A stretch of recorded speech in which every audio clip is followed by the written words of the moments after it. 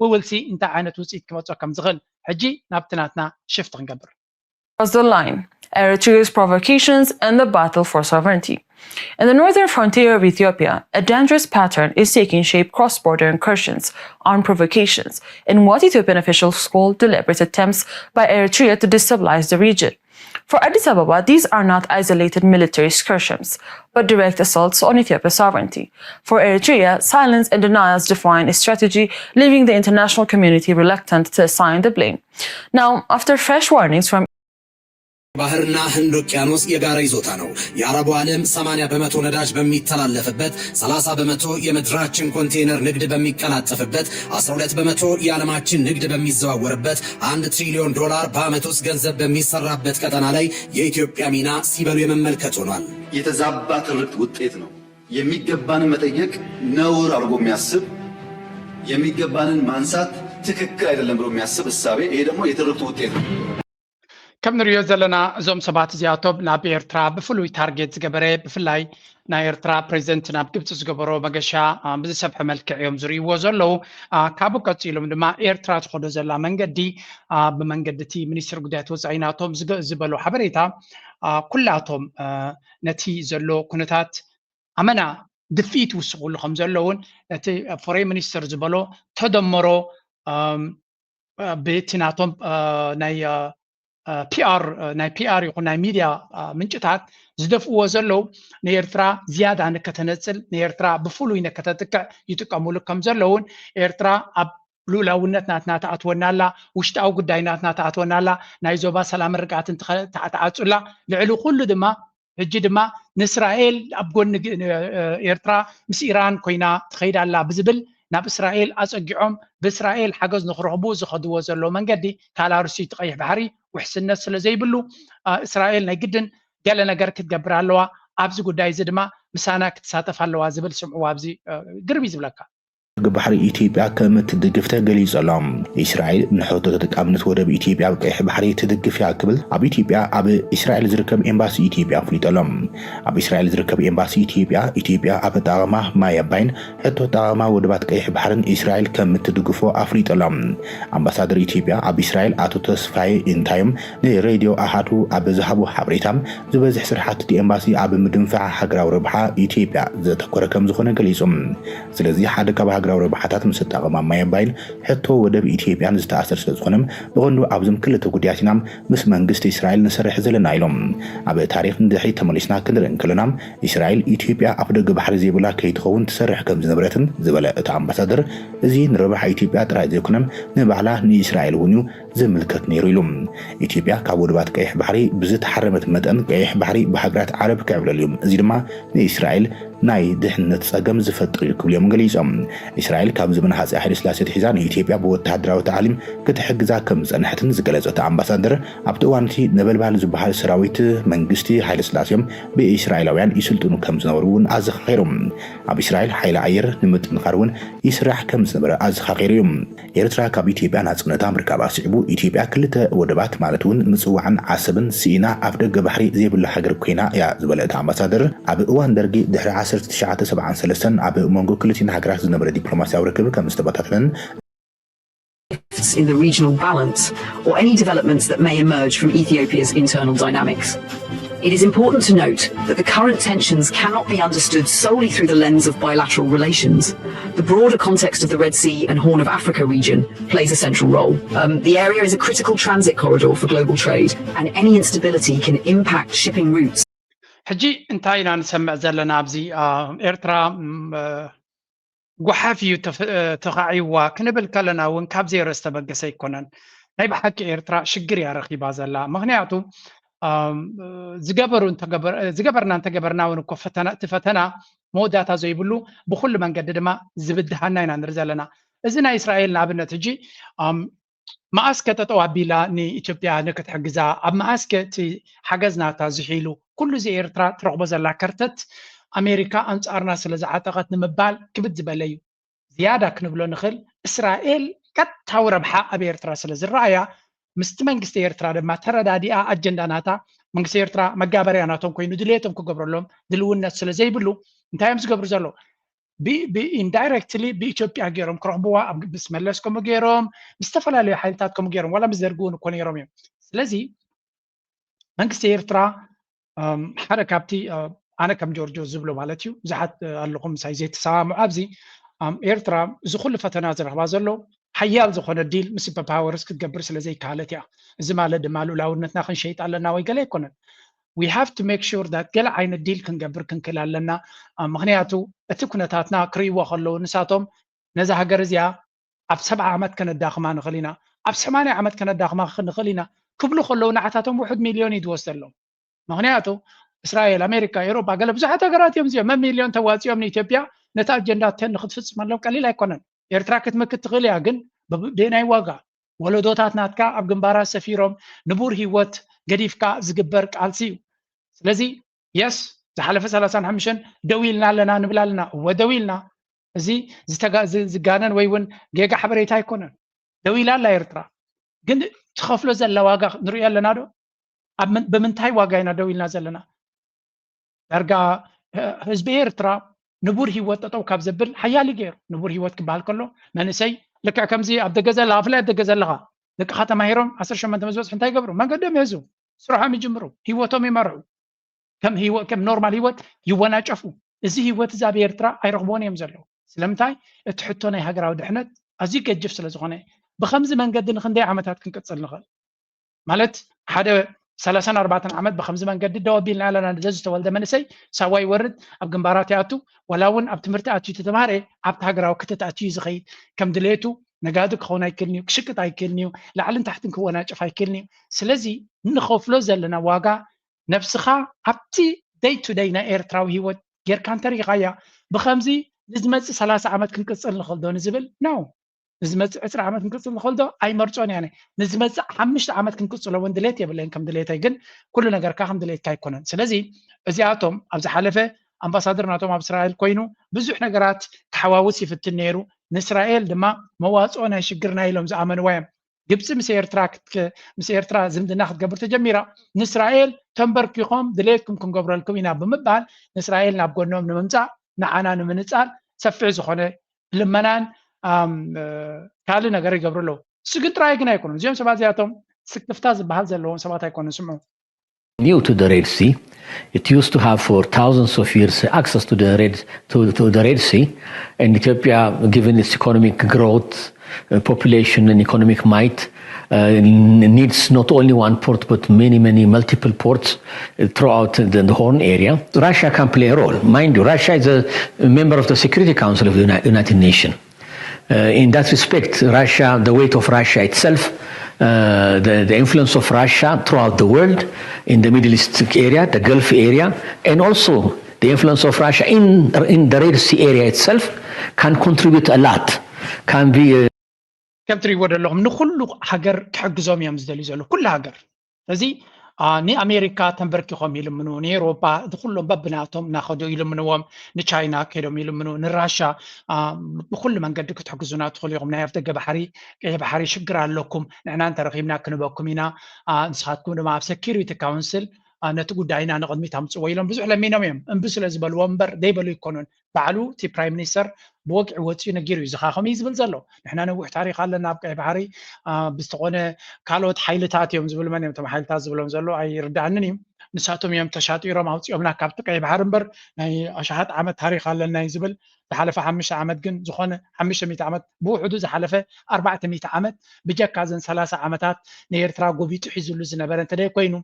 أبو قموت نايف دقة بحري يتكام كم زنبرة حيل بحر كم زنبرة زجلت حبريتها يلن سلازي حسوت كم حق غيركا أبستفل عليه زي جمس سبونتنيك ناي راشا ميديا زقبرو زللي بزعوق زي دبلوماسيا وركب قبرو لهم راشا برقت أبزي وانسي بفلوين عطاتهم أبزي زخدوه زلو عندنا كدقفون كم زي تلرينا لنا نخن دايقن كميلو كغط سلخل we don't know أمريكا ونتقونه بغربا نتزبلو زلو كتحقزوم تدلي اللان كالك أدامنا تاسل زلو هاقن بدحر مقارجة انتو سليتكم كيدكم تبلوم زلاقن ما نمسب زفلطي كلهم حقرات زم عرباوي عالم زبالو زويسترن وورل زبال انتو سليتكم صبوق نحنا قنا نحجزكم نينا يوم زبلوهم زلو بدحر مقارجة كما اصل زبلو زلو ينبرنا ابي بحنت زربا من قد خمس غير تقبروا يقول يوم سلامتاي ሙሉ በሙሉ ኣብኣቶም ዝተፀግዐ ቁጠባ ዘለዎ እዩ ንከተንፍስ ዝገብርዎ ዘለዉ ሰም እዮም ዲፕሎማስያዊ ሓጋዝ ዝገብርዎ ዘለዉ ሰም እዮም ስለዚ ኣብይ ኣሕመድ ብዘይናቶም ድጋፍ በይኑ ክኸዶ ዝኽእል መንገዲ ፍጹም ኣማራፂ የብሉን ከም ኤርትራ ይኮኑ ንሱ ስለዚ ንሳቶም ሸለል ጋቢዞሞ ይፅለል ኣሎ ግን ድሓን ናብ ዝበፅሑ የብሉን እንተወረረ ድማ ሻዕብያ ደው ከብሎ ስለ ዝኽእል ብዙሕ ዘረባ የድልየናን እዩ ከም ገለ ኢሉ እንተሰለጦ ካግርም እዮም ዝብሉ ስለዚ ዓይነት ኣተሓሳስባ ሒዝካ ኣብ ኩሉ ንሕና ንኸዶ ዘለና ከቢድ ፈተና እዩ ዝገጥመና ዘሎ ኤርትራ ድማ ነዚ ኩነታት እዚ ኣቕሊላ ክትርዮ ከም ዘይትኽእል ንፈልጥ ኣለና ግን እንታይ ክግበር ይኽእል ምክንያቱ ኤርትራ ትንኩ ክትገብሮ ትኽእል እቲ ትገብሮ ዘላ እዩ እቲ ትገብሮ ዘላ መኸተ እቲ ትገብሮ ዘላ መንእሰይ ኣብ ሃገራዊ ኣገልግሎታት እዩ ወታደራዊ ዓቕምኻ ሓይልካ ብዙሕ ነገራትካ ቀዳምነታትካ ገዲፍካ ናብቲ ምክልኻልን መውሓስ ሃገርና ተይብካ እሱ እቲ ኣማራፂ እሳ ጥራይ ክገብሩ ዝኽእሉ ኤርትራ እዛ ንገብራ ዘለና ኢና ኪኑ ከንታይ ክግበር ይኽእል ኣብ ዝብል ጥራዩ እቲ መንግስቲ ሓስቦና ንብል ኣለና ግን መንግስቲ ኤርትራ ድማ ንዘለኣለም ዝነብር መንግስቲ ይኮነን ስለዚ ከም ሕቶ ናይ ምንባር ድማ ናይ ደቂ ሰባት ሕቶ ስለ ዘሎ ዝቕፅል ወለዶ ብኸመይ ክሪኦ ይኽእል ነዚ ጉዳይ እዚ ኣነ ከም ሓደ ዜጋ ናይ ኤርትራዊ ኣብ ሚድያ ዘለኹ ኤርትራ ብዝኾነ ይኹን መንገዲ በዚ ሕጂ ንኸዶ ዘለና ክንቅፅል የስ ሓያል ሰራዊት ክህልወና ሓያል መኸተ ክህልወና ደልየ ግን ሙሉእ ሙሉእ ከምዚ ሕጂ ዘለና ጥራይ መኪትና ክንቅፅል ኢና ዝብል ድሌት የብለ ኢና ምክንያቱ ምስ ካልኦት ሃገራት ዲል ክንገብር ክንክእል ኣለና 100% ዘኽስበና ከይከውን ይኽእል ግን ኣብ ንግዲ ድማ 100% ኣነ ክኸስብ እየ ይትብል ኢኻ ምክንያቱ እቲ ካልእ ከንታይ ክኸስብ ዝኾነ ነገር ምሳኻ ዲል ክገብር ከሎ ንሱ ረብሓ ክህልዎ ኣሎ ገለ ረብሓ ድማ ክረክብ ክኽእል ኣለዎ ስለዚ ነዚ ኣይ ቲንክ ፕሬዚደንት ኢሳያስ ኣብ መፅሓፍ ናቱ ከም ዝሰማዕክዎ ጠቕላላ እቲ ናይ ሓይልታት ናይ ካልኦት ሓይልታት ኣብ ውሽጢ ሃገርካ ኮፍ ምባል ኣይቅበሎን እዩ ኣይድግፎን እዩ ፅቡቅ ዝኾነ ምክንያት እውን ኣለዎ ክንሪኦ ከለና ግን ውፅኢት ናቱ ብግምጣሉ ድማ እንተሪእናዮ ንሕና ኤርትራውን ዋጋ ትኸፍል ኣላ ከምዚ ኮስት ዝኾነ ዋጋ ብዘይብሉ መንገዲ ኮና ነቲ በነፊት ንረኽቦ ዘለና ሕጂ ለንቀነ ጀሚሮሞ ዘለዉ ካምፔይን ድማ ከርእየኩም እየ and this is by far ሓደ ካብቲ ምስ ኤርትራ ወዲኦም ከም ዘለዉ ዘተንባሃካ ደም የተከፈለበት ባርነት የሚል አርዕስት ከባድ ነው፣ በጣም ከባድ ነው። ብዙ ሰው እንደሚደነግጥም አውቃለሁ። እንዴት የሰው ልጅ ደሙን አፍስሶ አጥንቱን ከስክሶ እንዴት ባርነት ይፈጥራል? በጣም ከባድ ጥያቄ ነው የሚነሳው በዚህ አርዕስት ላይ። ግን የኤርትራ ቤት ሪያሊቲ እሱ ነው። ኤርትራኖች በረሃ ወጥተው ደማቸውንና አጥንታቸውን ከስክሰው ያፈሩት ነገር አንድ ነገር ብቻ ነው። ያፈሩት ነገር ባርነት ነው። ሕጂ ኣብ ምንታይ ዝብል ወዲቖም ኣለዉ መስለኩም? ሓለይቲ ናይ ህዝቢ ኤርትራ ኮይኖም ክመፁ ፈቲኖም ኣለዉ። ተዋስኦ ናቶም ፍሉይ እዩ። ማራ ተዋሳእቲ እዮም እዞም ሃገር እዚኦም። ህዝቢ ኤርትራ ዝኸፈሎ ዋጋ ንምንታይ ከም ዝኸፈሎ ኣብ ፅቡቕ ነገር ኣይረኸበን እዮም ዝብሉ ዘለዉ። ሕጂ የስ ህዝቢ ኤርትራ ማዕረቲ ንናፅነት ተቃሊሱ ዝረኸቦ ምቾት ኣይረኸበን፣ ቁጠባዊ ከም ድሌቱ ኣይረኸበን፣ ብዙሕ ነገር ኣይረኸበን። እዚ ሓቂ እዩ፣ ንክሕዶ ኣይኮናን። ስለምንታይ ከ ብኮይኑ ግን ኣይሓቱን እዮም። ኢትስ ቢካዝ ኦፍ ዩ ንስኻን ከማኻን ዝኣመሰሉ ኣብ ዝተረጋግዎ ናባና መንደረጓሕ እናሰደዱ ዝፈጥርዎ ዘለዉ ፀገም እዮም። ምክንያቱ ሓደ ካብቶም ተቃወምቲ ናይ ኤርትራ ኣማኑኤል ኢያሱ ኣሰና ቲቪ ኣብ 2000 ኣቢሉ ድዩ ዋላ ገለ ኣብ 2010 ከይኮነ 11 ኣቢሉ ንመለስ ፕራይም ሚኒስተር ዝነበረ እንድሕሪ ኤርትራ ፅቡቅ ትደሓልየላ ኮይንካ ንኤርትራ ንፅቡቅ ትሓስብ ድሕሪ ኮይንካ ኤርትራውያን ድማ ፅቡቅ ክረኽቡ ይደልየ ትብል እንድሕሪ ኮይንካ ኢልዎ ስለምንታይ እቲ ኮሚሽን ናይ ዶብ ዝወሰነ ውሳነ ሙሉእ ብሙሉእ ዘይተቐበለ ኢልዎ ማለት እቲ ኮሚሽን ውሳነ ናቱ ተቐቢልና ኢና ንምትግባር ናቱ ድማ ልክዕ ከምቲ ዘለዎ ዘይተተግብሮ ድሕሪ ኢልዎ ህዝቢ ኤርትራ መንግስቲ ኤርትራ ንምንታይ ኣገልግሎት ገብር ኣለኹ እዚ ኣገልግሎት ዶ ሰራዊት ዶ ትብሎ ዘለኻ ህዝቢ ኤርትራ እውን ብተሪሩ ምስ መንግስቲ ኤርትራ ኮፍ ኢሉ ክዘራረብ ይኽእል እዩ። ስለምንታይ ዝኾነ ይኹን ሕቶ ናይ ዶብ ጉዳይ ኩሉ እንተተፈቲሑ እቲ ሰራዊትኩም ጌርኩም ተቐሳቕስዎ ዘለኹም እቲ ሽግር ትፈጥርዎ ዘለኹም እንድሕር ገዲፍኩም ወስኹም ናይ ብሓቂ ህዝቢ ኤርትራ ትሓልቲ ኮይንካ መንግስቲ ኤርትራ ድሕሪኡ እንታይ ምክንያት ኣለዎ ንህዝቢ ንኣገልግሎት ኣብቲ 18 ወርሒ ደይመልሰሉ ገለ ብዛዕባ ህዝቢ ኤርትራ ኣብዛ ኣተኲሩ ክሰርሕ ይኽእል እንተዘየለ ኣብ መሬት ናይ ኤርትራ ኮፍ ኢልካ ብይን ናይ ኮሚሽን ዶብ ረጊፅካ ዓለም ሙሉእ ግደፍ እናበለኩም ንዑ ረጊፅኩም እናኸትኩም ከለኹም ኣብ ኤርትራ ዘሎ ፅቡቕ ነገር ንሓሊና ምባልሲ ትርጉም ዘለዎ ይኮነን ኢሉ ነዛ ሕቶ እዚኣ ከመይ ገይራ ሓቲትዋ ይፈለጥኩና ባይ ዘ ዌይ ከምዚኣ ምስ ሓተቶ እንታይ ኢልዎ ኢሎም ካልኦት ተቃዋምቲ ከምኡ ኢሎም ምስ ሓተቶ ኣነ እኳ ንስኻትኩም ተቃዋምቲ መሲልኩም እምበር ሻዕብያ ምዃንኩም ኣይፈልጥን እየ ነይረ ኢልዎም ይበሃል ምክንያቱ መንግስቲ ኤርትራ ኣብ ኤርትራ ዘለዎም ከምኡ ዝብል ነይሩ እዩ ዝብሎ ነዚ ዘረባ እዚ ሓደ ተቃዋማይ ዘሎ ነቲ ናይ ኣማኑኤል ያሱ ለንቀነ ክፀርፍዎ ስለ ዝቆነ እዩ ከምኡ ክብል ሰሚዐ ኣለኹ ብካልእ ኣዘራርባ ወላ ኣምባሳደር ኣንደ ብርሃን እውን ዝብሎ ዝነበረ ብይን ናይቲ ኮሚሽን ተተቀቢልኩሞ እቲ ካልእ ኩሉ መንግስቲ ኤርትራ ነገራት ክቀያይር ጅገለ ህዝቢ ኤርትራ ክገብሮ ዝኽእል እዩ ህዝቢ ኤርትራ ብተሪሩ ክቃለሰሉን ክዛረበሉን ዝኽእል እዩ ብመሰረቱ ግን ዓቢ ናይ ህላዊ ሕቶ ፈጢርካ ንህላዊ ናይቲ ሃገር ክትሕስና ፈተንካ ንህዝቢ ኤርትራ ከመሓላይ ኮይንካ ክትቀርብ የለን ዝቕበለካ ሰብ የለን ሎሚ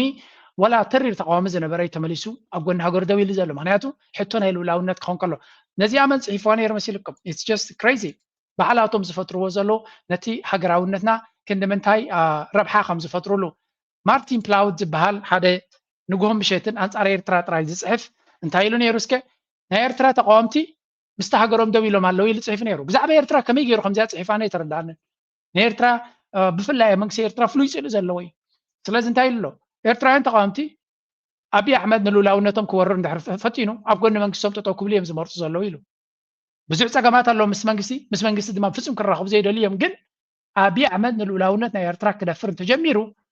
ብዙሓት ርእሲ ዘለዎም ብዛዕባ ሃገር ዝሓዝቡ ተቃዋምቲ ዘለዉ ኣብ ጎኒ ሃገሮም ደው ክብሉ ይፍትኑ ኣለዉ እዚ ከዓ ሓደ ቅሉዕ ዝኾነ ደብዳቤ ናብቲ ፕሬዚደንት ናብቲ ፕራይም ሚኒስተር ፅሒፎም ከም ዘሎ ኦፕን ሌተር ኢሎም ከም ሰደዱ ዝተፈላለዩ ጉጅለታት ኮይኖም እዚ ንልኡላውነት ናይቲ ሃገር ዝደፍር ትገብሮ ዘለካ ክውገድ ዘለዎ እዩ ብምባል ሓቲቶም ከም ዘለዎ ይዛረብ ዘሎ ስለዚ እንታይ ዝገብር ዘሎ ኣብይ ኣሕመድ ንኤርትራውያን ደጊሙ ኣብ ናይ 91 ደረጃ የምፅኣና ኣሎ ስለምንታይ ልኡላውነትና ብክንደይ ዋጋ ዝረኸብናዮ ብዙሕ ሰብ ድማ ብዙሕ መንእሰይ ድማ ዘንጊዕዎ ዝነበረ ብፍላይ ኣብ ደንቢ ተቃውሞ እንታይ ገበረልና ዝነፅነት እዩ ዝብል ነይሩ ሕጂ ግን እቲ ሃገር ከጥፋኣ ዝደሊ ሲሪየስ ሓደ ሓይሊ መፅኡ ስለ ዘሎ ህዝቢ ኤርትራ ርእሲ ዘለዎ እዩ ዝብለኩም እቲ ዝተሸጠ ከይዲ እሱ ግደፍዎ እቲ ዝተረፈ ግን ዋ ኣነ እኮ ዝቃወም ዘለኹ ኣነ ዲሞክራሲን ፍትሕን ዝብል ዘለኹ እኮ ሃገር ምስ ሃለወት እያ ኤርትራ እንተላ ጥራይ ኣነ ብዛዕባ ኤርትራ ክዛረብ ዝኽእል ዲሞክራሲን ገለን ክብል ዝኽእል እምበር እቲ ሃገር ዝጠፍእ እንተላ ዳ እንታይ ክገብረለይ ኢለ ንምንታይ እየ ዝቃወምን ካልእን ስለዚ ኣብ ከምኡ ደረጃ ዝመልስ ዘሎ ስርዓት ንርኢ ኣለና ኣገይን ፀላእቲ ኤርትራ እቲ ዘለዎም ሓይሊ እቲ ዘለዎም ፅልዋ መብዛሕቲ ግዜ ልዕሊ ዓቕሚ ምስ ከዱ ንኤርትራውያን ከምዚ ሓብሪ ይገብሮ ኣብ ሓምሳታት መጀመርያ ሓምሳታት እቲ አንድነት ዝበሃል ብዙሓት ኤርትራውያን ኣታሊሉ አንድነት ፅቡቅ ኮይኑ ዝመስሎ ዝነበረ ድሒሮም ግን ኣብቲ አንድነት ምስ ኣጋጠመ ቀንዲ ካብቶም ተቃወምቲ ናይቲ ኩነታት ኮይኖም ንቃልሲ ኣብ ቃልሲ እውን ክኸዱ ዝመረፁ እሳቶም እዮም ነይሮም እዮም ዝበሃል ኣብ መፅሓፍ ናይ ኣለምሰገድ ተስፋይ ሰፊሩ ዘሎ እዩ እቶም ካልኦት ብቀደሙ ነቲ አንድነት ዝቃወሙ ዝነበሩ ገዲፎም ይብለኩም ኣለዉ ቃልሲ እኮ ዝያዳ ብኦም ተበጊሱ ግን እቶም ካልኦት እውን እቶም ምስ አንድነት ዝነበሩ እቲ ኣካይዳ ምስ ረኣይዎ ደንጉ ተረዲዎም እምበኣር እዚኣ ሃገርና ብሓደጋ እቲና ዝብል መንፈስ መፅኡ ሕጂ እውን ተመሳሳሊ ዝደጋገም ቪሸስ ሰርክል እቲ ፀላኢ ናትና ኩሉ ግዜ ሓደ ሓይሊ እዩ ዕላማ ናቱ ድማ ናይ ኤርትራ መሬትን ፀጋታትን ባሕርን እምበር ህዝቢ ይኮነ ዘገድሶም እሳ ድማ መብዛሕትኡ ግዜ ይጋገይዋ እዮም ስለዚ እዚ ኣቶ ሓላይ ንኤርትራ ኮይኑ ብዛዕባ ኤርትራ ሓልዮት ከም ዘይብልካ ንኤርትራ ክትጠቅም ኢልካ ትዛረብ ከም ዘየለካ ኤርትራ ፅቡቅ ጌራ እያ ትፈልጥ ስለዚ ኣብዚ እውን ካልእ ነይሩ ኣርቲክል ፅንሕ ኢልና ክንሪኦ ኢና ብሓፈሻ ኩሉ ንሪኦ ዘለና ኤርትራ ምስ ግብፂ ዘለዋ ሽርክነት ሶማሊያ ወታደራዊ እገዛ እያደረጉ የኤርትራው ፕሬዝዳንት ኢሳያስ አፈወርቂ ግብፅ ሄደው ከአቻቸው ጋር ሰፊ የሆነ ምክክር አድርገዋል። እንዲሁም በሰፊው ከተነሱ አጀንዳዎች ውስጥ የኢትዮጵያ የቀይ ባህር በር ጥያቄ እንዲሁም ግብፅ ያላትን በአባይ በኩል የደረሰባትን የዲፕሎማሲ ሽንፈት በቀይ ባህር በኩል ኢትዮጵያ የምትፈልገውን የባህር በር ፍላጎቷን ለማክሰም እየተሯሯጡ ይገኛሉ። በዚህም አዲስ ጥምረት ለመመስረት ከፍተኛ ዝግጅት እያደረጉ ነው። የኤርትራው ፕሬዝዳንት ኢሳያስ አፈወርቂ በሀገራቸው ናሽናል ቲቪ ላይ ቀርበው ከም ትሪእዎ ዘለኹም እዚኣቶም ከዓ ኤርትራ ምስ ግብፂ ትገብሮ ዘላ ነቲ ቀይሕ ባሕሪ ንኢትዮጵያ ጠቕላላ ዘውፅአ ኩነታት ክኸውን ከም ዝኽእል እዮም ውይ ዝብሉ ዘለዉ ኤርትራ ፅቡቅ ውሳነ ወሲና ወሸለ ናብ ዝዓበየ ስጉምቲ ከይዳ ነቲ ኣብ ደገ ባሕርና ኤርትራ ምስ ኣገደስቲ ሃገራት ዲልስ ጌራ ጉዳይ ናይ ዓሰብ ሓንሳብ እናሓዋሩን ተዓፅዎ ናይ ብዙሓት ኤርትራውያን ኣብ ኤክስ ዝፅሓፍ ዘሎ እዩ ኣብዚ እዋን እዚ ጉዳይ ናይ ዓሰብ ሰኪሪቲ ዲል ጌርካ ንኤርትራ ሓንሳብ እናሓዋሩን ካብ ናይዚኦም ምንብሓቅ ዕረፍቲ ክንረክብ ንደሊ ኣለና ኣይሆብ መንግስቲ ኤርትራ ድማ ነዚ ጉዳይ እዚ حدا معلبي قبرلو أنا أكدك من ينزحتو زن محتات من البات مسمني زواز أنا من ربحنا زيادة عزيز رينا هذا عبد ديل كجبر هبزن زمس أزلوا عمتات تمنيتيو عينهم سايديت سبتيت رادو إيرترايان اللغم حسابكم يردالكم إيه ساعتكم كبدايتكم إيرترا سوبر باور ياكم تبلو فاين حسابكم يردالكم إيه أنا جن كم يحسبني إيرترا أبكت أبات رايا كتتكر زلوا قدانا كنت أبانا كدامنت نسبنا من نابرونات نمت الرأي أود راي كنتكر نزوم عسرت زي ما مسأجوا بشجرام مفتعش جرام كجبرنا زليو أبوجن أجرجرن كتفنا زليو دما حنساب النحوارون نتافت جبحرنا كقبت وخمس اللون كنجبر كنكلالنا زبل. Exactly agree with Tom. I think we're nearing a bottom. I look at this as a great buying opportunity for long-term investors. You know, Bitcoin was the first thing to turn over before this broader market pullback. It was sort of the canary in the coal mine, signaling that there was some risk in all sorts of risk on assets. I think it'll be the first thing to bottom, and I agree with Tom. We're getting very close to እንታይ ዝብለና ዘሎ ዘረባ ዝስምዕዎ እቲ ዕዳጋታት ተረቢሽሎ ግን ዓቕሊ ጌርኩም ነቲ ኩነታት ተጠቐምሉ this is a great buying opportunity. I personally am buying أنا جزية زلخو نتعدل تتقاملو يبلكم على كم زعينة عدل ساعتي زقاتم كالاي من البات ندق نستوي مخريازيا. If your boyfriend will be successful in the future, here's the test. If he knows every stat about sports players in every league, but has no idea how the stock market works, what Bitcoin is, or how real estate builds wealth, that tells you everything you need to know. Entertainment won't build him a future. زوجان تبلا لا مسيلكم فلانة تندك نسيون عشتو عرك قناتكي ولاول بعل بيتكي بزعبا كعسجري نفس وقف تسعطاي انتهي بزعبا قانتاناتو تم تسعط 8 يوم تايم زقبرو ابي يسرحو كندي جنزب لهم بس ماني عركم ماني اقل نزو كله برقه زفلت زعبا كعسجري يقوم زعبا باسكت بول دي قال بتدفتو برقه زلو الزرب زعبا ستوك ماركت دي فلت زعبا كريبتو زي فلت زعبا جنزب زي فلت نحر خوينو انت عين السب مخانو درو نغير كله زي سبزي بزعبا أقداسنتنا هيوت قدامنتات ناتو زنبع مخانو أب إسراتات ثلاثات كم زبل زلو سب صباح نقول تجمتي الخالق خون كبيريو سلازي أتاقوا على نسيتي مزاين تايك خون مخانو نتسبسي بزجير كجمتي يا تبلن زلا أتا مخرج بقت دي حماق نباخم يقط فاتا مخري نسكرج በነገራችን ላይ የ10 ብቻ ሳይሆን የ30 ዓመት እቅድም አወጥተናል በ2050 ኢትዮጵያ በዓለም ውስጥ ስመጥር ከሆኑ ሀገራት በዚህ ደረጃ ትመደባለች የሚልም እቅድ አወጥተናል። ሁለት ሀያላን ሀገራት ይኖራሉ ከሁለቱ አንዷ ኢትዮጵያ ትሆናለች የሚል እቅድም ተወጥቷል። 10ን ከተግባባን በኋላ 30ውን እንወያይ።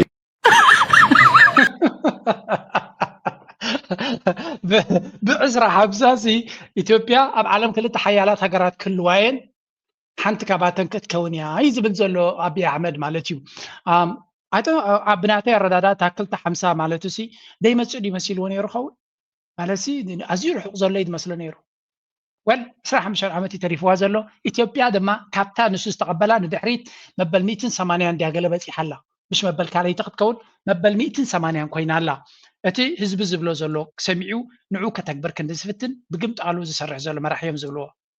በጌታ በኢየሱስ ስም እንዴት ነው የት ሀገር ሄደን እንስራ የት ወተን እንስራ የት ወተን እንስራ እንጂ ምንም ሳናረግ ምንም ሳታገባ ፍሬቻ ላበራ ማለት ሲገባ ፍሬቻ ብርቻለሁ አረ የት ነው የሚኬደው አረ የት ነው የሚኬደው መስራት ካልቻለን በቃ ወይ መረሽኑን በቃ አስገቡና ነው ቦታ ላይ ግደሉ ጫጭቡን በቃ እንዴት ነው መስራት የሚቻለው እሺ ይሄ ሀገራችን ነው በእናትህ ከም ትሪእዎ ዘለኻ እቲ ህዝቢ ድሮ ከም ዝንሪኦ ዘለና ስምዒት ናይቲ ህዝቢ ላዕሊ ዝድይብ ዘሎ ሰሪሕና ክንነብር ኣይከኣልናን ኣበይ ክንጠፍኣልኩም ትደልዩና ኣለኹም ዝብል ዘረባ እዩ ኣበይ ክንጠፍኣልካ እንደለና ኣለኻ ማለት ሰሪሕና ንክንነብር ነቲ ሰብ ዓቕልዮም ኣፅብዮምሉ ዘለዉ ግብሪ ዳርጋ ንሰብ ትንፋሱ ክሳብ ዘውፅእ ግብሪ ካልእ ኣብ ልዕሊ እቲ ግብሪ ዝወሃብ ይኹን ገለ ድጎ እዚ ብልሽውና ድማ እቲ ብልሽውና ደረቱ ዝሓለፈ እዩ ምክንያቱ ሰራሕተኛ ቤት ፅሕፈት ናይ መንግስቲ እኹላታዊ የብሉን ደሞዝ ናይቲ ሃገር እኹል ኣይኮነ ስለዚ እንታይ ዝገብር ነፍሲ ወከፍ ነታ ስልጣን ተቐቢሉ ዘላቶ ስልጣን ገይሩ ስኩዝ ክገብር እዩ ዝፍትን ክሰርቕ እዩ ዝፍትን ክዘምት እዩ ዝፍትን ኣብ ገለገሊኡ ጌታቸው ጀዋር ታይል ነይሩ ዋላ እውን እቲ ብልሽውና ግቦ ማለት እዩ ብብር ከይትበና እዮም ዝብሉ ብዶላር ሃቡና ክብሉ ጀሚሮም ኣለዉ ወርቂ ወይ ካብ ብዶላር ክኾን ኣሎ እቲ ግቦ ምክንያቱ እቲ ብር ጥቕሚ ስለ ዘይብሉ ካብ ዝብል ኣቢኻ ከም ትሪእዎ ዘለኹም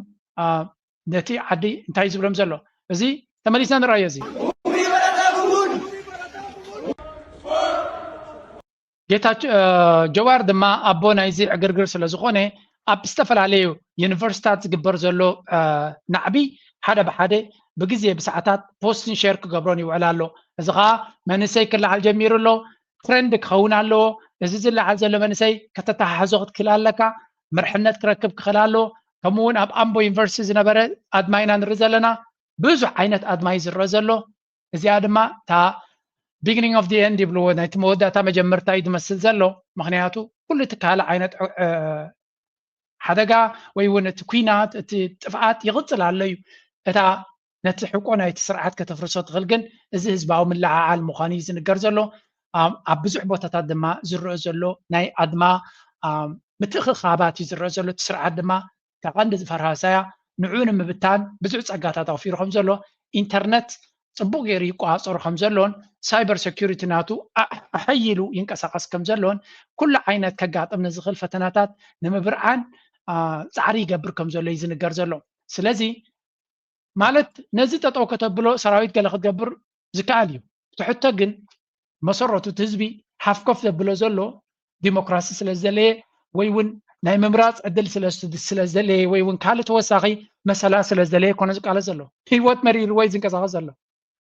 ዝብላዕን ስተን ብሳነት ሰብ ብምንታይ ከተጠው ከተብሎ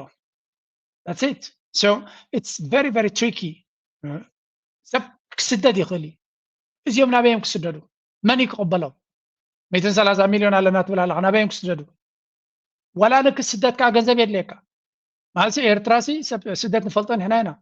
ካብ ኣስመራ ተበጊስካ ንሱዳን ክትከይድ ክንደይ ገንዘብ እዩ ዘድልየካ ኣሽሓት ገንዘብ እዩ ዘድልየካ ወይ እውን ብዙሕ ነገር እዩ ዘድልየካ ኣብ ካልእ ዓዲ ከይድካ ንክትቅመጥ ብዙሕ ገንዘብ እዩ ዘድልየካ ኩሉ እዚ ሰብ ተሰዲዱ ዘሎ ገንዘብ ጥራይ ጅቡ ወላ ሓንቲ ነይሩ እዩ ሰብ ጥራይ ጅቡ ተሰደደ ግን ዝበዝሐ ሰብ ገንዘብ ነይርዎ እዩ ዝተኣማምን ቴሌፎናት ነይርዎ እዩ እዚኦም ሰባት እዚኣቶም ከምኡ ይኮኑን እቶም ገንዘብ ዘለዎም ኣብ ኢትዮጵያ ምቾት እዩ ዘለዎ ይወፅኦም ከዓ እቲ ድኻ ግን ኣዝዩ ብዙሕ ድኽነት ድማ ሰራዊት ሰደደ ድኽነት ኣሎ ኣብቲ ዓዲ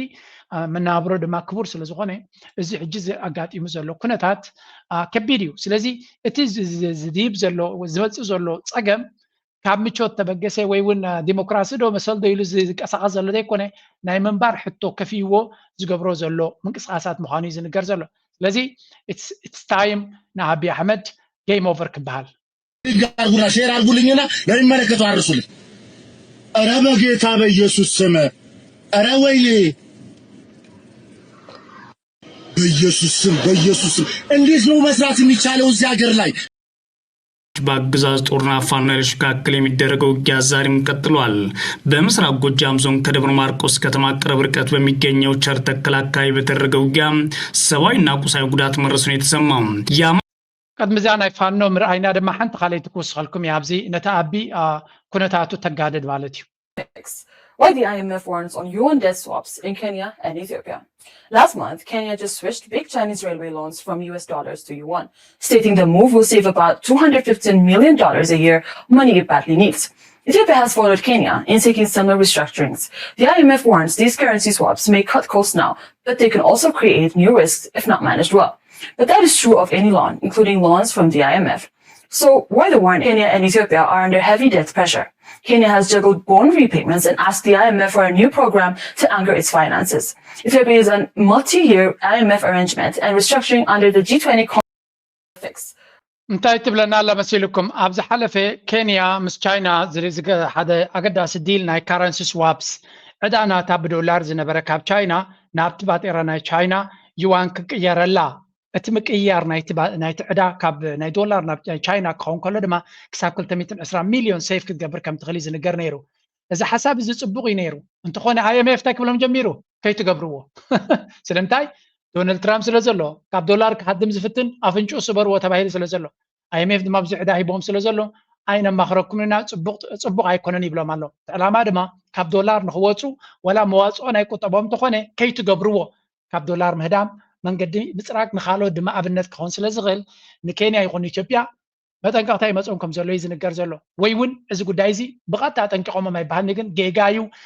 ከርባሓኩም ኣይኮነን እዮም ዝብልዎ ብልኡም ቃላት እዮም ዝዛረቡኻ ብድሕሪ መጋረጃ ግን ጎረሮኻ ይሓንቁኻ ኣብይ ኣሕመድ ድማ ሓንቲ ተስፋ ገይሩላ ዝነበረ ሳያ ምክንያቱ ካብ IMF ኣመናት ጸቕጢ ገይሮም ስለ ዘሎ ግብሪ ክእክብ ኣታዊታቱ ንክዕቢ ዝግበር ዘሎ ጻዕሪ ነቲ መነባብሮ ንሰማይ ደይብዎ ዘሎ ንሱ እዩ ስለዚ እቲ ዘሎ ቀውሲ ተደመሮ እዚ ክመጾ ዝኽእል ጸቕጢ ኣብ ግምት ኢኻ አብይ አሕመድ ከጋጥሞ ዝኽእል ብድሆታት ቀሊል ክኸውን ከም ዘይኮነ ኢና ንገር ቀፂልና ናይ ፋኖ ምንቅስቃስ ድማ ወስኸሉ ኣብ ልዕሊ እዩ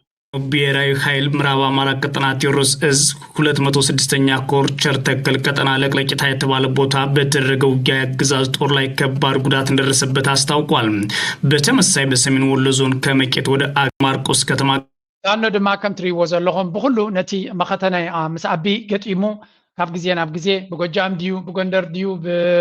በኻልብ ቦታታት ቀጻል ኣብ ግጥም ከም ዘሎን አብይ አሕመድ ድማ ይድክሮን ይማርኾን ከም ዘሎ ይዝንገር ዘሎ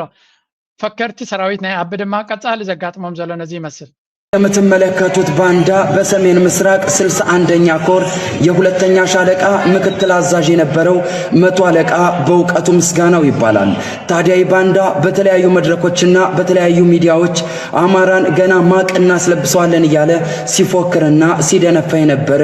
ትልቅ ግብዝ ባንዳ ነው። ታዲያ ባንዳ በግዙፍ ላስታ ጀነራል አሳምነው ጽጌ ኮር ተከዜ ክፍለ ጦር በነጎድጓድ ኮማንዶ ዘላለም ሲሳይ በቁጥጥር ስር ውሏል። እቶም ዝፍክሩ ሰራዊት ናይ ብልጽግና ናይ አቢ ሰራዊት ማለት እዩ ኣብ ልዕሊ ኣምሓራ ይኹን ኣብ ልዕሊ ካልእ ኣብ ሶሻል ሚድያ ኣትዩ ይፍክር እዩ ኣይዶነ ናብ ኩናት ከኣትዉ ምዃኖም ስለ ዘይፈልጡ ድዮም ዝፍክሩ I mean it's such a dangerous thing ሓደ ወታደር ኮይኑ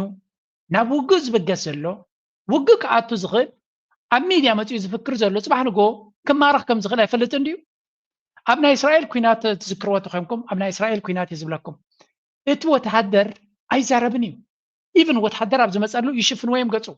ናይ ኔቶ ክኾን ከሎ ናይ ኣሜሪካ ወታደር ኣይረአን እዩ ስለምንታይ በይኑ ክትሓስ ስለ ዝኽእል ወላ እውን ኣብ ካልእ ሲቪላዊ ህይወት ጸላእቱ ደልዮም ክረኽብዎ ስለ ዝኽእሉ እዚ ምስጢር እዚ ስለ ዘይተረድኦም ድዩ ርእሶም ብትኽክል ስለ ዘይሰርሕ ድዩ ወታደራት ናይ አቢ ብዙሕ ግዜ ወፂኦም ክፍክሩ ኢናዮም ኣለና ጽባሕ ንጎ ዳሓራይ ክንደይ ግዜ ድማ ከምኡ ኢሎም ይፍክሩ ይተሓዙ ድማ مستتحز دما أنا شكوني نيرة أنا استجفع كي نيرة تجديدي أبتو كينات أتي نيرة تبل أتزعز كازو لا كال أنا أخذ قاصر زلو بزعبة هلا ونت كام بزعبة مسألة كام زي قد شك خون غليو كيناتي غزل لها بغانزان أو تفكر تنيركا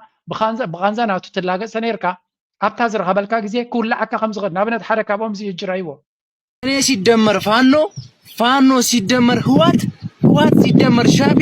ሻቢያ ሲደመር ግብጽ ሱዳን ተጠራቅመው ቢመጡ እንኳን እኛን መቋቋም ማሸነፍ አይችሉም። ለምን እንደው ታውቃላችሁ? እኛ የተገነባነው በወታደራዊ ስልጣና ብቻ አይደለም፣ በኢትዮጵያዊነት ነው። ውስጣችን ስለዚህ ትሪዎ ለመጂ ከምዚ ሊፍክር አለ ኩናት ያአቱ ዳያቱን አይፈልጥኔ ኮሚሎም ዝፍክሩ ዝነበርዮም ዞም ኣብ ቅድሚት ንሪዮ ፀናና ቀብ መሰበለ ወሽዑ ፈጠጥ ኮይናቶ ዝነበረ ዛብ ዝንሪዮ ዘለና ስለዚ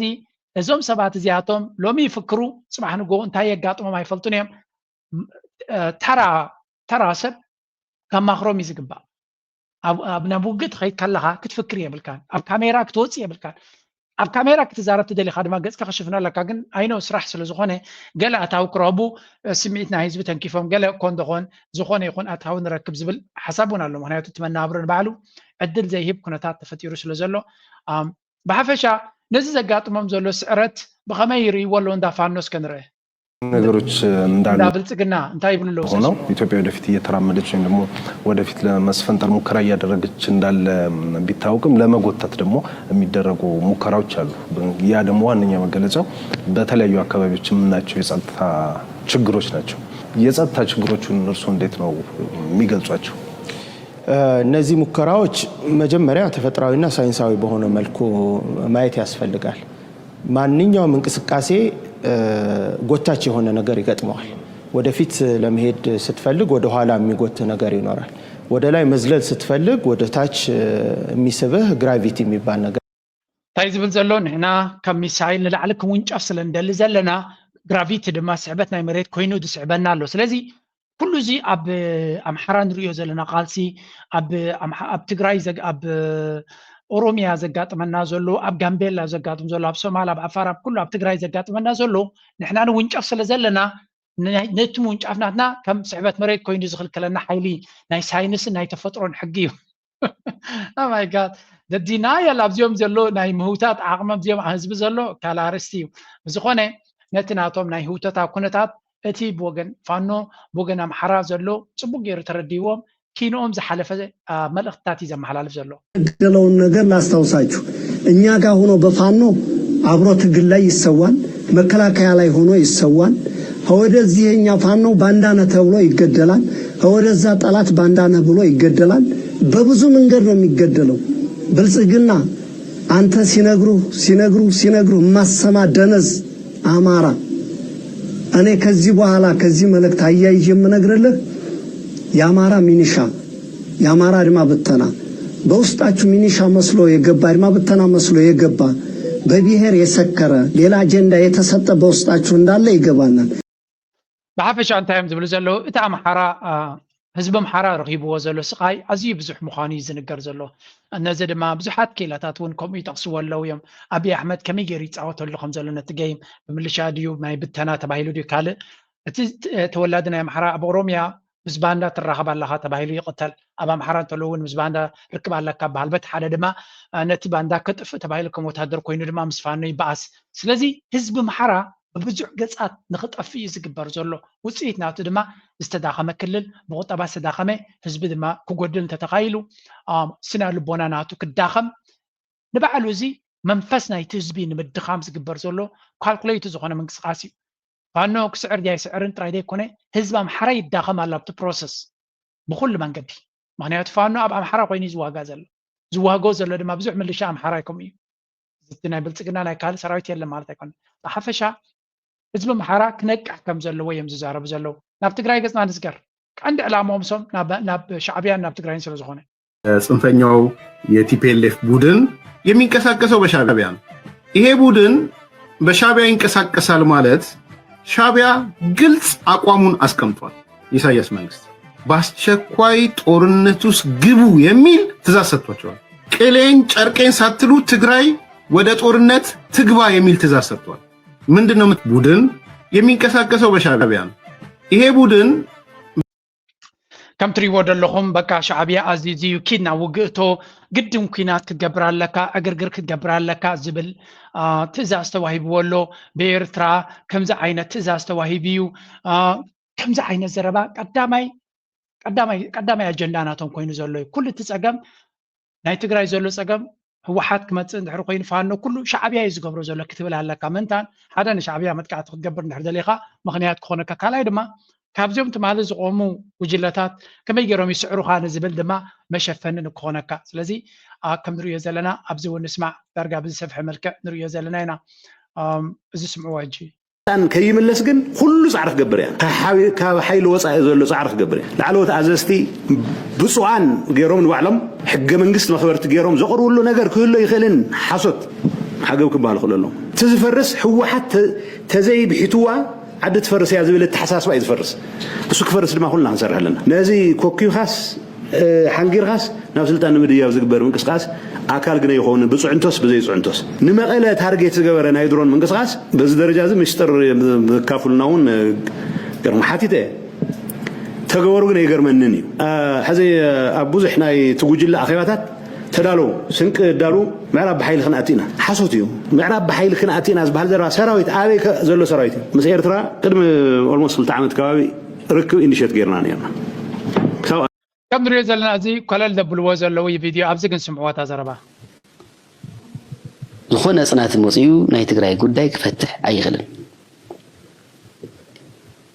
ብልጽግና እምነት እዚ ብልጽግና ካቱ ብስምረት ዝበሃል ውድብ ተምካው ዝተፈጅነው ካው ሓስኸዱ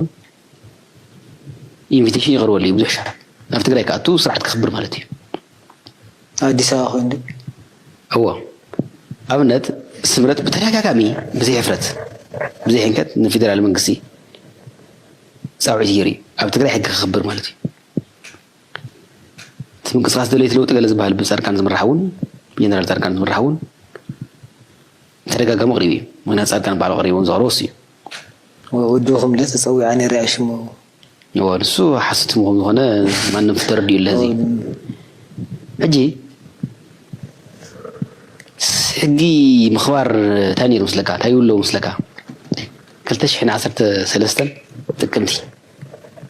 حق خبر يقول لي بالحق انت بقى مقصي من شيء يسمير صدق من بحث بروزل عايز ردن معهم قاسي حق ما خبر اكل يكون ذا اكل زي اصناتي اصنات نيرون يكونن يصنت يزول حزون انت فين نازلنا اما عرفت غادي تمازابل سب تاي يخونلو او يدكو يزول ما عرفت غادي كو يد بصقنا كو يزول أويل فيدرال منقسينا إثيوبيا زبال كذا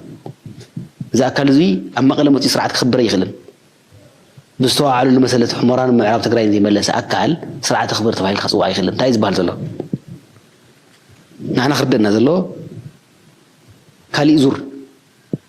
هذه أكتيف غنى أنت تنيرو جنا سيد الوارنير حاجة خينات أنت تزول خينات ينيرو حاجة بحريو دحر بتريخ عادي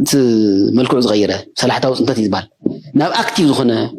سنتت مسا يوم دفوز الله. Yeah, the Tigray country was alone. Some of them. أنا كل جزء خمية زبل Tigray قد دايم على وجن. Eritrea is not the problem right now. Eritrea سأجمع بلومن Eritrea ده ما بعتاتهم سأجمع رغبتين وين هجوم السكات يبلان بليه لنا. الدام يسأل عين هاتك أبزي حجماني كتفضل كلا كم Eritrea قد دايكا بس عمره قال غير كار رجاجي كارلا. ولا نحوار مفتوح تدي غير كار جزياو مفتوح غير كارلا. إيرترا نباها تور أجندة بلان بزوانزي. So your problem كابو البريتوريا كسب حجي يقول ولا بزه جوان مني سأجمع effectively زبخا سقاينا زبخا سمع كان تلو مني ده ساقيه زلو كردا كايقبا. نيرترا يوم فتونا حقوفنا ويجلق كبرنا زبالي لأن إيرترا نفسها زخالة تجريا نفسها كتكلا غلط خلا جريا. But please ناتكم سأجمعت مسير إيرترا زي تحاز أبزوانزي نبي إيرترا تحازكا مزراب أيقدن. إنا نبل دلنا نتوم قدايس أجمعهم تمزر لو زغلت ودما respect لنا. ميليترلي مالت بميليتري مسرات اللبات ميليترلي مالت بميليتري مسارة بمقبل تجراين أبي كشفة كدبدب بدرون يمجمريو ግብጽ ሚሳኤል እንዲያቃብል ለትግራይ ኢኒሼት ከሚያረጉ አንዱን የኔመሆኑ ከግብጽ የሚመጣ ሚሳኤልም ይሁን ሌላ ነገር ትግራይ መቀበል አለባት ብዬ ነው ማምነው። ምንም ብላክ ኤንድ ዋይት መቀባባት አያስፈልግም። አለቀ ታሰጥ። ምክንያቱም የኦሮሞ ብልጽግና እንደፈለገ በኢትዮጵያ ላይ የፋነነ እዚህም እዛም በድሮን ህዝብ እየደበደበ እየቀጠለ መቀጠል የለበትም። አለቀ ታሰጥ። ስለዚህ ትግራይ በሚሊተሪ ቢሆን የሚሊተሪ ድብደባ የሚሊተሪ ጦርነት ከተካሄደባት ትግራይ ከየትኛውም አገር ለምን ከሌላ ዓለም አይሆንም? زيت زربايو عن تجراي أبز حجوان نسوي زربالو إن جنرال لكن بلتقنا كادرتاتنا بلتقنا بقلت تزاربوا نجري نتجراي قبسي كتعتقاهم تخل تردي ومالله مهنياتو مصنع تهاوت صحف قد محجة غريبة لكم نيره استراتيجيكاوي مصنع تهاوت صحف كم زبلو قبسي أوشت إثيوبيا كابزلو حالتا تجراي تراي لو تخمس زغل زبل ابنة الله سزي مستجارو كسر عيد اليوم مس إيرترا تغير زلو زمدنا إيرترا قد تابتو كينات إيدا كتوتن تديدليا مس قبس بقاتها مستقارو كسرع كم تخل فلوت انت زي قبر عليو كقبر زغل كونتات مخانو ناتو كونتات بقرا زكاتل سب كقبر زغلي سلازي قبسي ناتون فقاد ويونا يزحجز بحال زلو بقلت فقاد نسلا مقوات سلا تزرب زلنبر تكون النت أبايتا كقاتم زغل مخانو بلتقنا أبي كلهم كادرتاتو كأن زفر هون زرق دومن زلو قداي نسي ስለዚህ again the things are changing pretty fast ካብ ከገብርዎ ዝኽሉ ኩነታት ድማ ናልካ ኣብዚ እውን ዝክዝረብ ጀሚርሎ ሞች ካምፕ ለማፍረስ ነው ጽምዶ ያልነው ከተጋሩ ጋር እንጂ ተጋሩ ስለምንወዳቸው ስለምናፈቅራቸው አይደለም። ዋናው የጽምዶ ዓላማ የሻዕቢያን ተቃዋሚ ካምፕ ለማፍረስ ነው አለ። እነሱ ደግሞ አፈረሱት ማለቴ ከተጋሩ ጋር የነበራቸው እነዚህ ብርጌን ሐመዱ ምናምን ነገር እሱን አፈራረሱት እና ይሄ ነው ዋና ዓላማው አለ። ጽምዶ አፈር በላው እነ ስታሊን እርማ የሻዕቢያን ተቃዋሚዎች ካምፕ ለማፍረስ ነው ጽምዶ ያልነው ከተጋሩ ጋር እንጂ ተጋሩ ስለምንወዳቸው ስለምናፈቅራቸው አይደለም። ያ እዚ ሕጂ ሓንቲ ዓባይ ምስጢር ሲክሬቲቭ ኮድ ክራክ ዝገበረ ኮይኑ ይዛረብ ዘሎ ነምበር 1 ምስ ተጋሩ ዝተገበረ ጽምዶ ንተቃዋምቲ ወይ ገለ እንተዝኸውን ነይሩ ኤርትራ ሰራዊታት ዝስዕበሉ ምክንያት ኣይነበረን። as simple as that ካላይ ድማ አካል ናይቲ ጽምዶ ምግባር ማለት ኤርትራ አንጻር ትግራይ ዝኾነ ይኹን አጀንዳታት ዘለዎም ሓይልታት ክትምልምል የብላ ኤርትራ ድማ ንትግራይ ተመሳሳሊ ኮንዲሽን قدما كنات كتقربلهم نبوريو رئيس خاطعي سلا دي سرح كويس أقام كبوليتيكا كما يسرح سلا زير داكا عند هري إرترا مسجراي صمدو خد جبر كوينا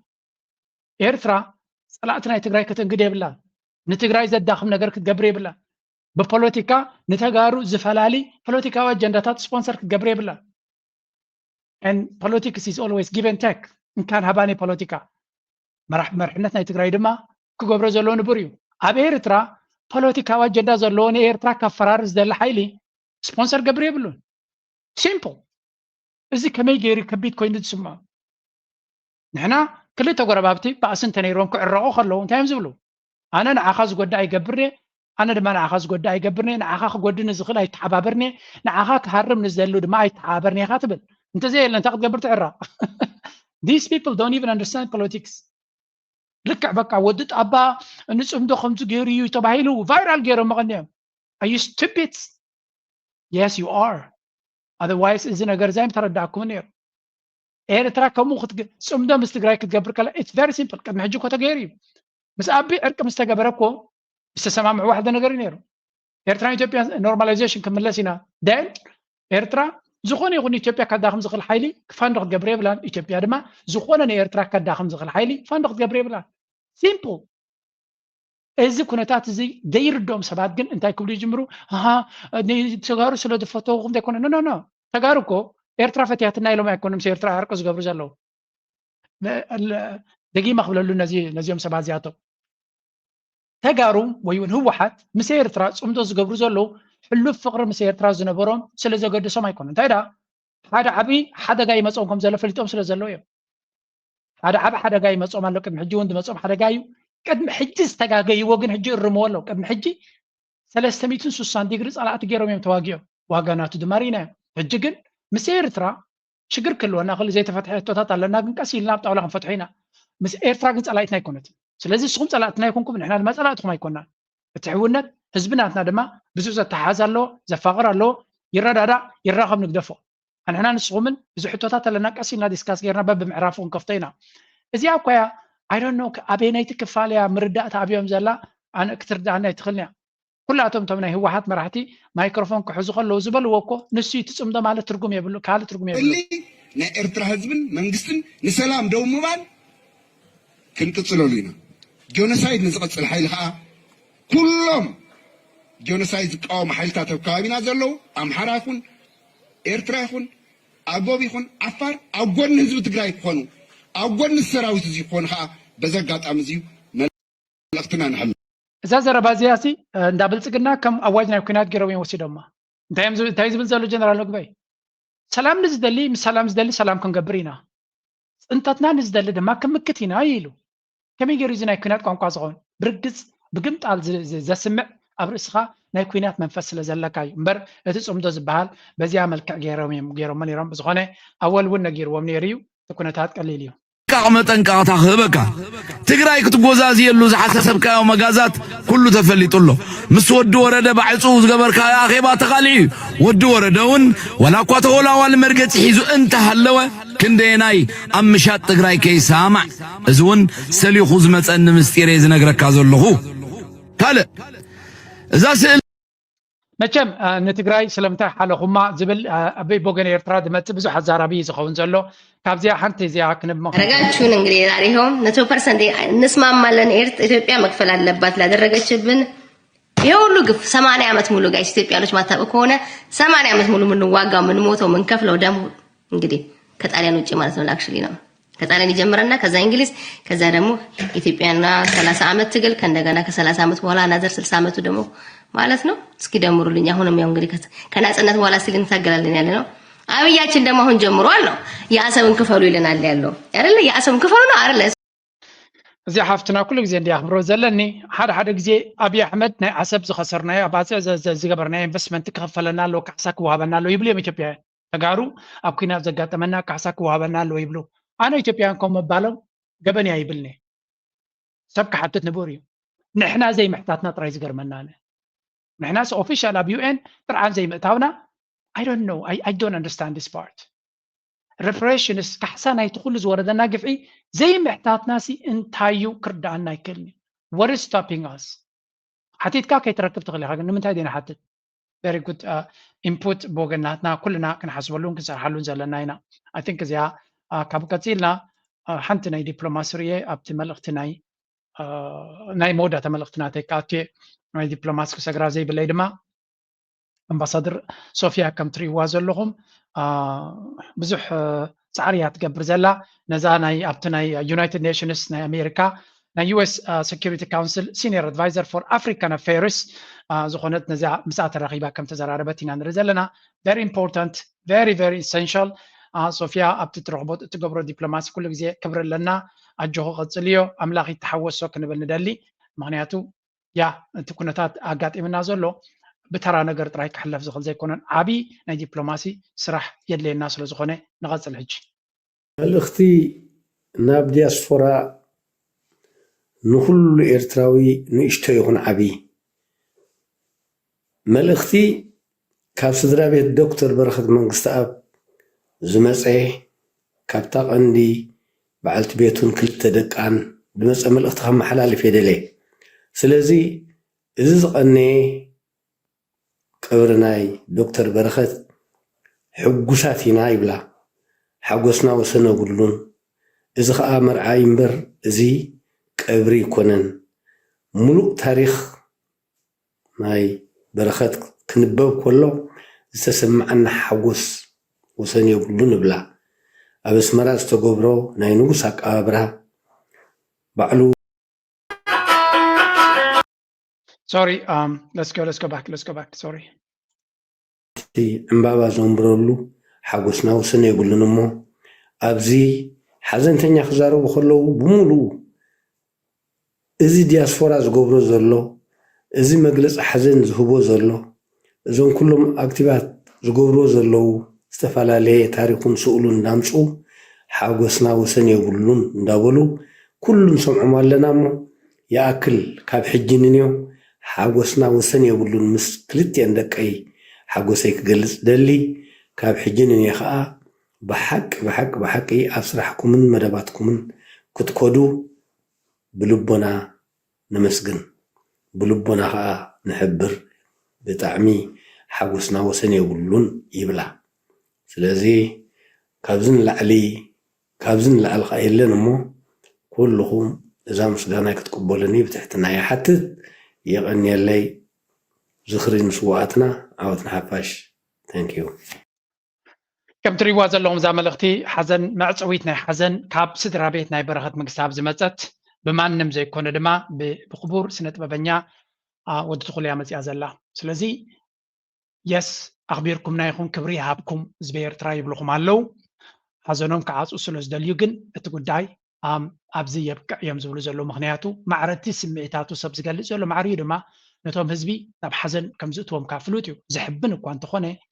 كم ود سبد ما سب كسيروم سلو زلو أنقل بوينت نكرس وقت حجزو مالك كايز بحال مغنياتو نعاقا سميتات كدس كذكرو صبو كانت خونه جن أبقل بوينت دما نوع مرساس دما مقبارة قداسي لازي حزننا نعصر لنا سلتخل زقبركم لنا كبر دما كبري هابكم يبلونا لو يتسبناتو سمعنا نتقالهم كنتكبر كم تزهبنا يا كبري نتكبر دما متناتهم قال كنقصل متحساسبي زوابنا زلو باي وجن نبرهت مكساب انه بكبري نت نحزنهم نخخلو داخل حجزو من امبر نحوار بلبنا زنبر نحاورو كنخبرك النبرينا مغنياتو زعبا سنت ببنياتنا إرترا بزربا يدلني باريا يمانا قبر مكال باريا ما اسميتو كساب لهم مسانا يزلو أبراهام أفورك ما اسميتو كساب حجي كلهم تم سنت ببنياتات حليفهم يمز بحالهم بر مسانا يمزلو نايلمين عبد اللطيف بتن حلف كتب الكلا هدر في تسمى سلازي إزت الصراحة زي نحوارو زنبر صراحة سلازي قرفو كن رسعهم تبلناون زر الساعة يكونن بزخوني ملغتنا استرابيتو أقربنا لكم علينا أهلو معرسة بزخون ودينا لايك جبرو شير جبرو سبورت جبرو بكل من قد ما نتكون تاد بحرقينا كنقط مولنا كنبلينا مزيا نمود تمزح آخرك تكون تخل مزيا قد فكم اسكسمعوا